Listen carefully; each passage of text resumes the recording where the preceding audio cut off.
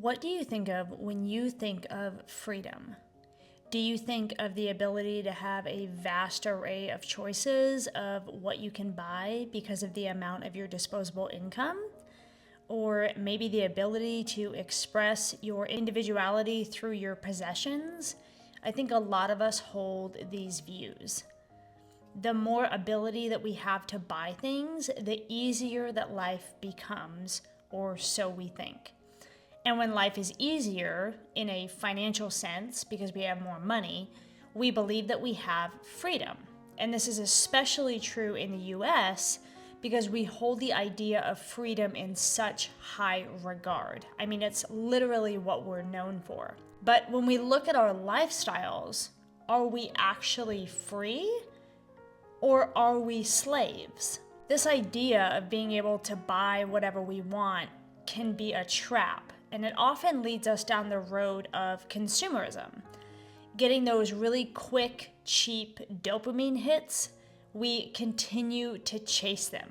We buy things and it's fun and it feels good. I know for me, I would get that new decor piece in my house and I would get it set up and I would look at it and think, oh my gosh, that looks so good.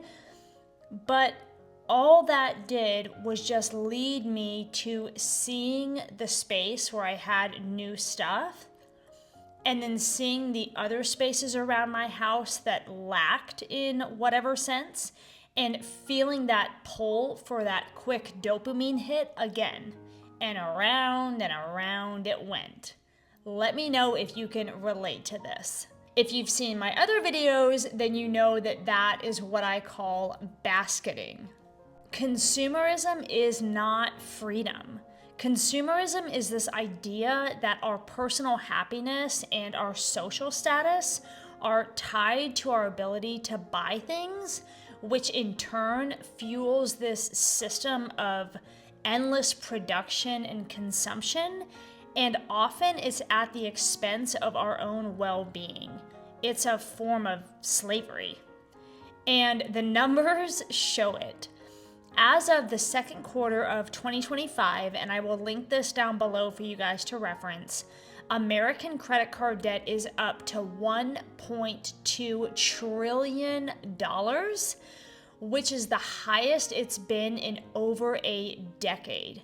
And surveys that they have taken suggest that at least half, or 53%, all the way up to 69%, of Americans live paycheck to paycheck.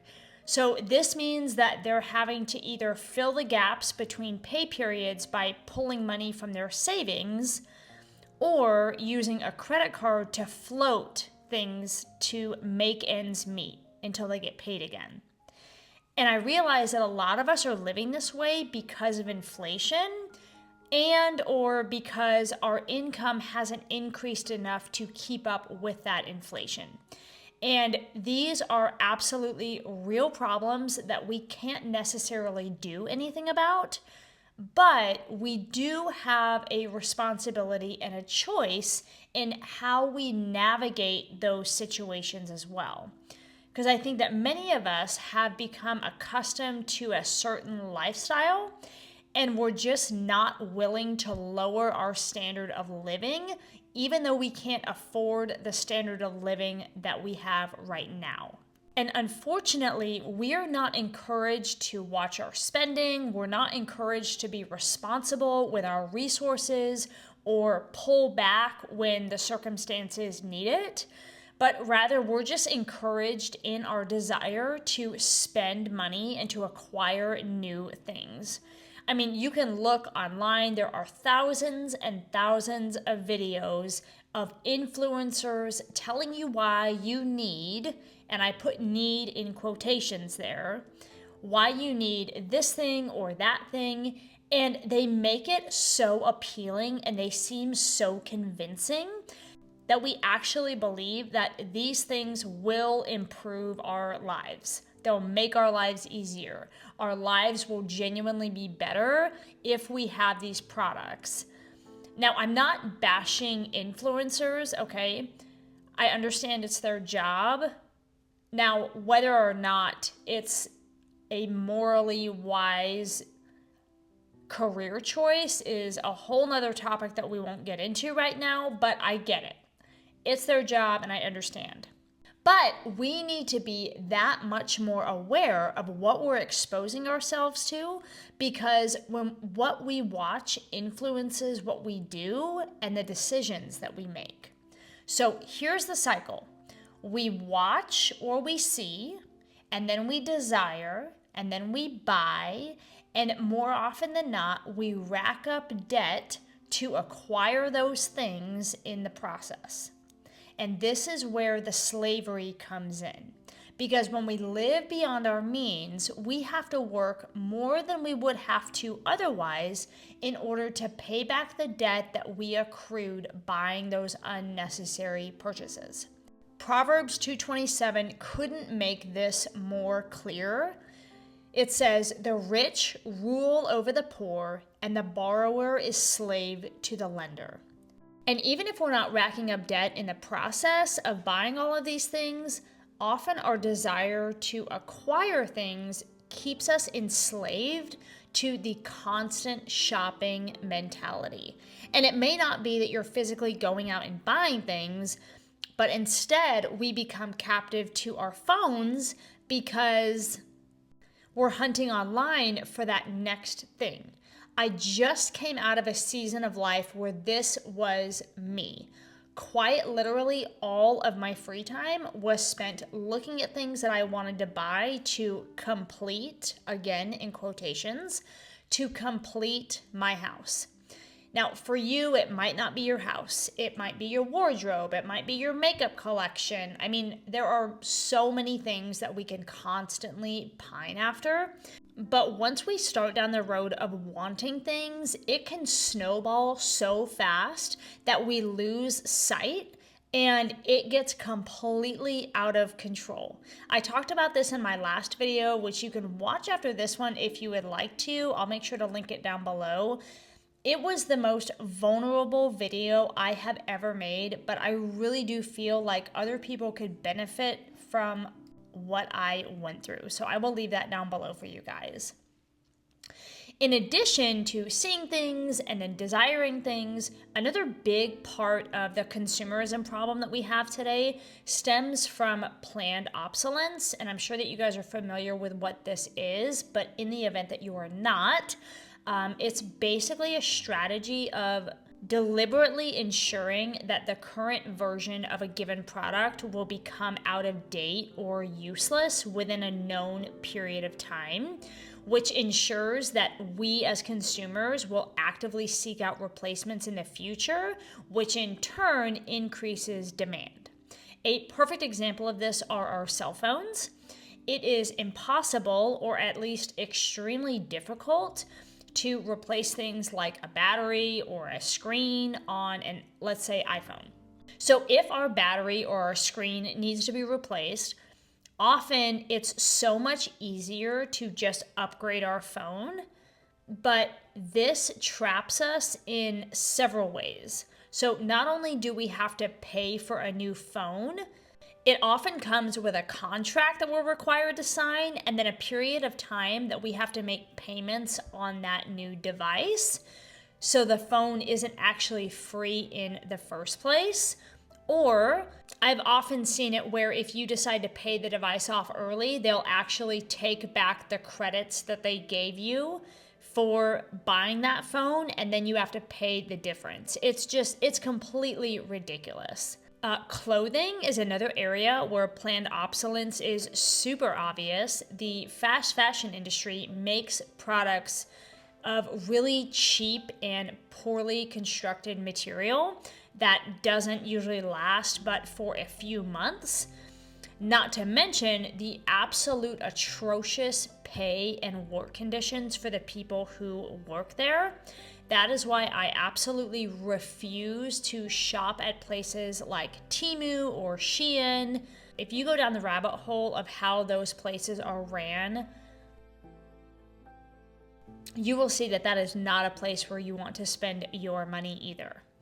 But even if the product does last, the trends come and go so quickly and so often that we feel outdated in our wardrobe within a few months of buying new clothing. And when new trends come around, we're encouraged to buy new pieces to keep up and fit in.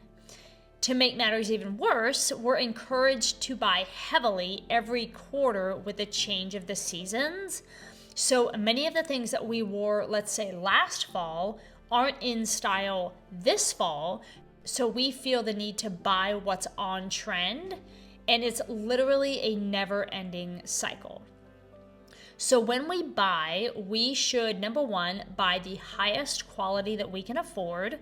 Number two, we should only buy what we need. And number three, we should take care of the things that we own. Because when we do this, we can cut down drastically on our consumption habits. And that comes with a whole host of benefits in and of itself. But it also decreases the amount of waste that's created in our own shopping endeavors. Guys, I get it. Being content is hard, especially in the time in which we live. We are just surrounded by advertisements everywhere. We're watching other people upgrade their homes and their cars and their lifestyles. We see the happiness that they apparently have when they do these things, and we automatically assume that we're missing out.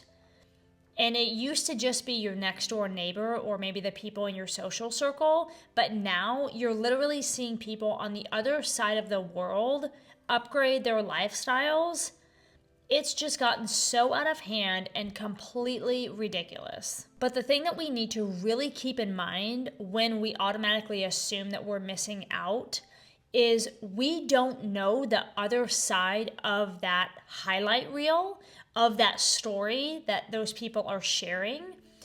Maybe they're doing all of that not because they necessarily want to, but because they feel that they have to keep up with their social circle. Maybe they can't afford it and they're actually drowning in debt, but of course they're not going to show that side of it. Maybe they're trying to find their worth in material possessions to increase their social status. All of these are things that we just don't consider. We just naturally assume that their life really is that great. We never see the full picture. We only see what they choose to show us, what they choose to curate. The other enormous piece of this is that we've decided that things that are not actually necessary are needs. So a word of advice here, if something isn't clothing your body, giving you physical security, like having a place to live or a car to drive, or nourishing your body, it isn't a need, it's a want. But we have absolutely excelled, and I mean, seriously, guys, first place trophy to all of us, and please hear my sarcasm in that, at being able to justify our wants as needs. We confuse basic necessity with a luxurious version of it. And guys, I have been so guilty of this so many times. You know, we think that we need the name brand version. We think that we need the larger option. We need the label. But when we get down to it, a need is something that's required for survival, and a want is something that's not crucial, but it does add comfort and pleasure to our lives. And wants are not inherently bad. And while I completely understand that sometimes those wants do make life more enjoyable, we need to be really mindful that if we're pursuing them when we can't afford them, it doesn't actually make life more enjoyable. It often will make life more difficult because of the stress that will come from living outside of our means and trying to find our happiness in material things. A pro tip here, you will never be happy trying to fill your life with material things. But in our society today, contentment or intentionally living without things that we're told that we need. I mean, just look at all the videos on Amazon must-haves.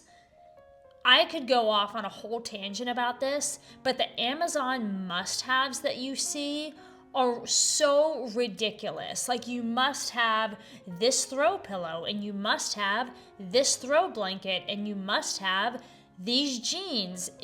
It's the fact that they're labeled a must-have is ridiculous, and I don't have time to go down that rabbit hole right now.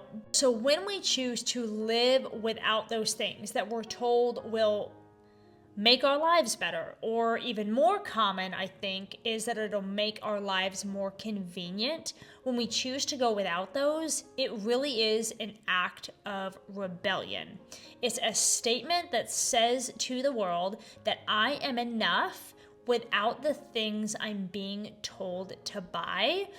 And I love this because it is a direct challenge to the marketing and advertising industries that rely on creating that sense of lack or inadequacy in people to make money, which again, the morality of that is mind-blowing and not in a good way. And for believers especially, it can showcase to others that we know our worth is tied to Christ. Our worth is not tied to anything on earth. Contentment naturally leads us to a simpler life, a life where we can indulge in the things that help us live fully and richly without this need for material possessions. There's a great song that I love that speaks directly to this. It's a Christian rap song, and the lyrics say, "You say you're living the good life? Tell me what it looks like without the mention of money or anything it could buy." Such a great reminder that the good life doesn't mean having a lot of things or a lot of money. I will make sure to link that song below if you want to hear it. It is one of my all-time favorites. But I hope that this short video encourages you to live with less, or at least consider how living with less could add to your life and not take away from it. Thank you guys, as always, for being here. I hope that this video was a blessing to you, and I'll see you in the next one.